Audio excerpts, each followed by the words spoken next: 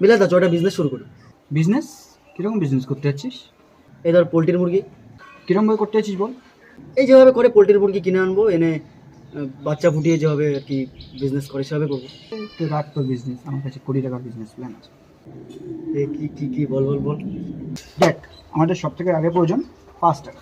5 টাকা দিয়ে আমরা বিভিন্ন কোম্পানিতে, 5টা কোম্পানিতে, মিনিমাম 5টা কোম্পানিতে 5 টাকা ইনভেস্ট করবো। সেখান থেকে আমাদের কাছে রিটার্ন আসবে 5,000 টাকা। সেই 5,000 টাকা আমরা 5,000 টাকাকে লালন পালন করবো, ভালো করে খাওয়াবো দাওয়াবো, ভরণ পোষণ সব কিছু দিয়ে তাকে ফোলাবো, ফুলিয়ে 5 লাখ টাকা বানাবো। সেই 5 লাখ টাকা আবার আমরা বিভিন্ন কোম্পানিতে ইনভেস্ট করবো। সেখান থেকে আমাদের রিটার্ন আসবে 5 কোটি টাকা। 5 কোটি টাকা দিয়ে আমরা একটা ফিল্ম বানাবো, বড় সড়ো ফিল্ম, যা কোনো গ্র্যান্ড লেভেলের ফিল্ম। বলিউডের মুভি।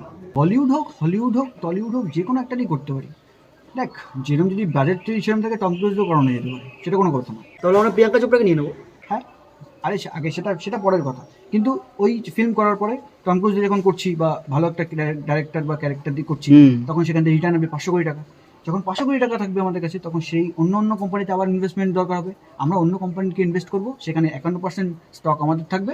আমরা অন্য কোম্পানির মালিক হয়ে যাবো। বিলিনিয়ার ট্রিলিনিয়ার যা বলিস না কেন, 5-এর পরে যে কোনো শূন্য লাগানোর দরকার লাগিয়ে নি। হ্যাঁ হ্যাঁ হ্যাঁ। কত টাকা লাগবে, কত টাকা লাগবে?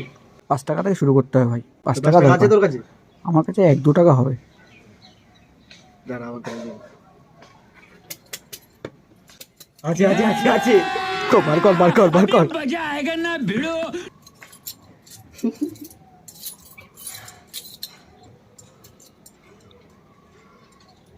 নে।